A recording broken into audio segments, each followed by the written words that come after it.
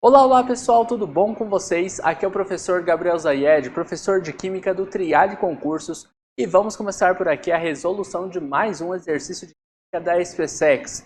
Aqui vamos resolver uma questão que fala sobre estequiometria, os cálculos estequiométricos, sempre presentes na prova da SpaceX, né? Vamos lá? Olha só o que diz este exercício.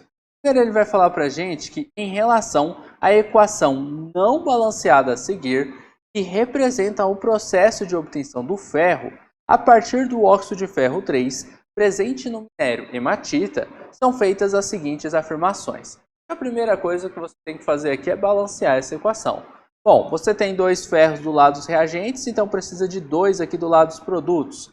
Tem 3 oxigênios do lado dos reagentes, precisa de 3 nos produtos. Tem 3 ferros nos produtos, então tem que ter temos três oxigênios do lado dos produtos, né? Balanceamos ele. Temos 3 carbonos agora também do lado dos produtos. Então vamos ter 3 carbonos do lado dos reagentes. Equação química já balanceada. Essa é uma equação que tem aí variação de NOx. Então, claro que o cara poderia balancear por óxido de redução. Seria uma grande perca de tempo, porque não é um exercício tão difícil assim de fazer o balanceamento só por tentativa, tá? Então ficou aí 1, 3, 2 e 3 como sendo os coeficientes estequiométricos, né, para a gente saber a proporção desse nosso balanceamento para a gente resolver os cálculos. Aqui temos alguns dados. O exercício falou sobre o volume molar gasoso, né, na CNTP, que são as condições normais de temperatura e pressão, de 2,4 litros por mol. E a constante de Avogadro, 6 vezes 10 a 23 mols que a gente vai ter ali como sendo a nossa constante de Avogadro. Bom, então vamos lá. A gente tem aqui, a partir de 25 mols de óxido de ferro, nós vamos ter o óxido de ferro 3, nós vamos ter 960 gramas de carbono, que podem ser obtidos 4,50 vezes 10 a 25 moléculas de monóxido de carbono, considerando-se um rendimento de 100% na reação. Então a gente tem número de mols de um dos reagentes, que é o óxido de ferro, e temos uma massa do carbono, que é o outro reagente. Quando o exercício ele dá para a gente informações de 2 reagentes, é porque nós temos aí um caso de cálculo estequiométrico com reagente limitante e reagente em excesso. Lembrando que nessa questão, nessa prova, né, a gente tem uma tabela periódica. Então você pode fazer a consulta, mesmo que não tenha aqui nos dados da questão as massas, você pode fazer uma consulta à tabela periódica dessas massas atômicas. Bom, nós temos aqui a nossa equação química, né? Vou deixar ela aqui já balanceadinha, ó. É 1, 3, 2 e 3, então tá a equação balanceada. A gente tem a massa do ferro, que é 56, isso você poderia pegar na tabela periódica. Vezes 2, a gente vai ter uma massa 112 gramas de ferro. O oxigênio, a massa dele é 16, e multiplicado por 3 vai dar 48. Somando aqui 8 com 2 dá 10, 4 com 1 é 5, mais 1 vai dar 6, mas ninguém é 1, né? Então deu 160. A massa molar que a gente vai ter aqui, ó, massa do óxido de ferro 3 é de 160 gramas, tá? Professor, mas nessa questão, você precisa utilizar a massa dele? Não necessariamente. Como ele deu o número de mols, nessa primeira afirmação a gente não vai precisar utilizar. Eu vou deixar ela guardadinha aqui, ó, 160 gramas por mol, para utilizar nas próximas afirmações. Mas nessa aqui a gente pode utilizar apenas o número de mols dele. E já relacionar que a gente tem o óxido de ferro, a gente tem 1 mol dele, Fe2O3, e a gente só vai relacionar ele com o carbono inicialmente. Ó. Eu tenho 1 mol dele para 3 mols de carbono. Como o carbono tem uma massa 12, então 12 gramas do carbono, vezes 3 mols, a gente tem uma massa de 36 gramas de carbono pela equação balanceada. O exercício falou que a gente tem 25 mol de óxido de ferro. Então, qual que é a massa em gramas de carbono que a gente precisa para reagir com todos esses 25 mols de óxido de ferro? A gente faz uma regra de 3 para descobrir isso. 1, eu multipliquei por 25 para chegar em 25, então 36 é só a gente multiplicar por 25 também. 36 vezes 25 X vai ser igual a 900 gramas de carbono. Só que voltando lá na questão, você vai ver que você tem de carbono, eu vou colocar assim, ó, e temos 960 gramas de carbono. Se nós temos 960 gramas de carbono, mas eu só preciso de 900 para reagir com o óxido de ferro 3, significa que uma quantidade de carbono vai ficar em excesso, ela vai sobrar. Se vai sobrar carbono, quer dizer que você tem ele como sendo o nosso reagente limitante dessa reação. Vou só terminar de copiar essa reação química aqui, ó. Aqui é a equação copiada e a gente vai marcar isso aqui como uma informação importante. O carbono é para a gente o reagente em excesso. Eu acho que eu falei limitante agora, hein? O limitante é o óxido de ferro 3, tá? Porque ele acaba primeiro. O cara que a gente tem mais do que a gente precisa é o carbono. Ó, eu tenho 960 gramas do carbono, eu tenho uma quantidade grande e eu preciso usar só um pouco menos. Se eu preciso usar um pouco menos, quer dizer que uma parte de carbono vai sobrar. Ele é o excesso. Se eu falei limitante, perdoe, tá? Então, ó, reagente em excesso, o limitante da reação é o óxido de ferro 3, tá? Limitante, faltou um N aqui, o analfabeto faz parte. Limitante, beleza. Então nós temos aí o reagente em excesso, o reagente limitante da nossa reação, e você sabe que é o reagente limitante que você vai relacionar com o produto, não é? Então vamos dar uma olhadinha no que a questão fala nas próximas afirmações e até mesmo no final dessa, ó. Ela fala assim, a partir de 25 mol de óxido de ferro 3 e de 960 gramas de carbono, podem ser obtidos 4,50 vezes 10 a 25 moléculas de monóxido de carbono. Ou seja, é para você pegar o reagente limitante entre esses dois, que a gente agora já sabe que é o óxido de ferro 3, e relacionar o número de mols dele, que a gente já tem número de mols, com a quantidade de moléculas que a gente vai ter do nosso produto. E esse produto que a gente vai relacionar é o monóxido de carbono. Então, voltando aqui aos nossos cálculos, a gente vai fazer a seguinte relação. Ó.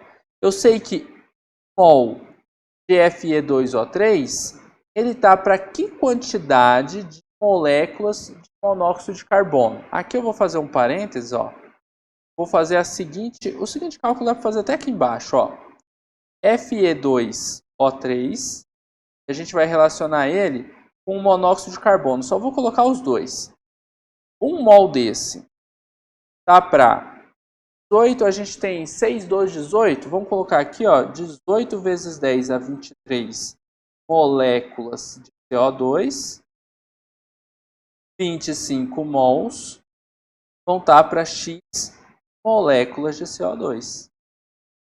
Aqui, 1 vezes 25, né? 18 você pode multiplicar ali por 25 para ver quanto é que você vai chegar. 18 multiplicado por 25 dá 450. Então, esse X aqui, ó, é 450 vezes 10 a 23 moléculas de CO2. Ô, professor, mas não bateu. Não bateu porque não está em notação científica, né? Aí, se você jogar a vírgula aqui, ó, duas casinhas para a esquerda, 4,5 vezes 10 a 23. Esse valor aqui é igual a 4,5 vezes 10 a 23, não, a 25, né? Moléculas de monóxido de carbono, é do CO. Né? Então, 4,5 estava ok a primeira afirmação. Bem grande essa primeira afirmação, né? Primeiro a gente olhou ali quem é o reagente limitante, reagente excesso, peguei o limitante, comparei com o produto. Estequiometria legal essa daí. Vamos olhar a afirmativa de número 2 que diz o seguinte: o estabelecimento da ligação química entre um átomo de ferro e um átomo de oxigênio no óxido de ferro 3 ocorre através de uma ligação covalente polar. Que ligação covalente? A gente está falando de metal ligado com ametal. Metal e ametal, diferença de eletronegatividade ali muito alta entre eles, a ligação é iônica. Tá? Então ele até botou um polar aqui para tentar ludibriar alguns, né? Mas isso aqui é uma questão bem tranquilinha, essa afirmação é falsa. Sabendo que 1 é verdadeiro e 2 é falso, você já vem aqui, ó, 1 é verdadeira, 2 é falsa, aqui a primeira ok, ó, ok, 2 é falsa, se elimina. 1 é verdadeira, 2 é falsa, se elimina. 1 é verdadeira, se elimina E também, porque não falou da 1 aí. A 3 é certeza que ela é verdadeira, ó. 3 está aqui, a 3 está aqui. Então a gente pode pular a 3 e passar para 4. Vou fazer o seguinte, eu vou olhar aqui, vamos ver. Eu vou fazer todas, né? Não vou pular nada não, mas você na hora da prova podia pular, tá bom? Eu vou fazer aqui todas na sequência mesmo. Mas você na hora da prova pula uma questão dessa. Você já viu que ela tem que ser verdadeira, não tem por que fazer. Agora eu aqui vou resolver para a gente ver o passo a passo e ninguém ficar com dúvida. A partir de 200 kg de hematita, 80% de pureza, em relação ao óxido de ferro 3, a quantidade suficiente de carbono podem ser obtidas. 67.200 litros de monóxido de carbono na CNTP, considerando-se um rendimento de 100% dessa reação. Olha só, a gente primeiro tem que observar o seguinte, se eu tiver 200 kg da hematita, a hematita, né, é um mineral, 80% da hematita a gente está falando que é o óxido de ferro 3, porque a gente tem 80% de pureza. Vamos descobrir primeiro aqui, ó, se eu tenho 200 kg, isso é 100%. 80% vai ser X. É só você pegar 200, multiplicar isso aqui por 0,8. 8 vezes 0 é 0, 8 vezes 0 é 0, 8 vezes 2 é 16. Bom, aqui ó, você já poderia cortar a vírgula, ia multiplicar tudo por 0, mas vai dar 160. Então, X é igual a 160 kg de Fe2O3. Pronto, já começamos bem aqui esse cálculo. Vamos voltar ali para a questão para ver a relação que ele queria que a gente fizesse. Mas basicamente vai ser uma relação entre essa massa e o volume de CO2 produzido. Então vamos fazer essa relação aqui do lado. Ó. Temos 1 de Fe2O3 relacionando com 3 de CO. Nesse primeiro caso, a gente tem uma massa. No segundo caso, a gente tem um volume. Só que esse volume que a gente tem, ele é o volume de 24,2, né? Só que é 24,2 litros para cada mol. Tem que lembrar disso, que a gente está trabalhando com uma equação química balanceada aqui. Se foi balanceada, está resolvendo a questão, né? Não veio balanceada. Então, olha só. Primeiro você vai pegar a massa molar do Fe2O3, que a gente já tinha calculado inicialmente. São 160 gramas do Fe2O3, que está para 3 vezes 22,4. A gente sempre usa esses valores, então fica fácil de lembrar, ó, que dá 67,2 litros de monóxido de carbono, tá? Nos 3 mols. 160 está para 67,2, mas eu não tenho 160 gramas de óxido de ferro 3, eu tenho 160 quilogramas. Esse valor aqui, ó, para converter para gramas, você multiplica por 1.000. Então são 1.600 gramas de óxido de ferro que a gente tem aqui, óxido de ferro 3. Então se eu tenho 1.600 gramas, qual seria em litros o volume de CO que eu precisaria? Daqui para cá, o que eu fiz? Eu multipliquei por 10 elevado a 3, multipliquei por 1.000. Então, daqui para cá, eu vou multiplicar por 10 elevado a 3 também. 67,2, joga a vírgula 3 casinhas ali para a direita, vai ser igual a 67200, né? Litros. Deu 67.200 litros de monóxido de carbono. Esse era o volume que foi dito ali na terceira afirmação. Olha só, 67.200 litros, tá certinho, né? A partir de 200 kg de hematita com 80% de pureza em relação ao óxido de ferro 3, a quantidade suficiente de carbono podem ser obtidos 67.200 litros de monóxido de carbono na CNTP, considerando-se um rendimento da reação de 100%. Beleza? A gente já até sabia que estava verdadeira, mas aí a gente tirou todas as dúvidas. Vamos para a afirmação de número 4. O monóxido de carbono apresenta geometria linear. Tem que ser, né? Só tem 2 átomos. Obrigatoriamente tem geometria linear. E é classificado como um óxido anfótero. Anfótero não, né? O composto que é um anfótero é aquele que pode se comportar como ácido ou pode se comportar como base. Aqui no caso, a gente está falando de um tipo de... A gente tem os óxidos que são os básicos, os óxidos ácidos e os óxidos neutros. Aqui a gente está falando de um óxido que é neutro, tá? Então, monóxido de carbono, o N2O, o NO, eles são óxidos neutros. Só tem esses três, tá? Então é fácil também de lembrar. Então, monóxido de carbono, N2O e NO são os óxidos neutros, que não reagem. O que é um óxido neutro? É um óxido que não reage com água, não reage com base, tá? Ele não reage com ácido, mas eles podem reagir aí com outros compostos, tá?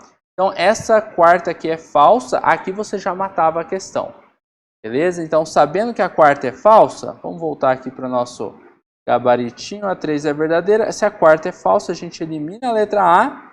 E aí a gente só pode ter o gabarito sendo a letra B de bola para essa questão. Mas vamos dar uma olhadinha por que a 5 é verdadeira. A obtenção de 130 mols de ferro a partir de 100 mols de óxido de ferro 3 e quantidade suficiente de carbono apresentaria um rendimento de 65%. Bom, vamos dar essa analisada aqui.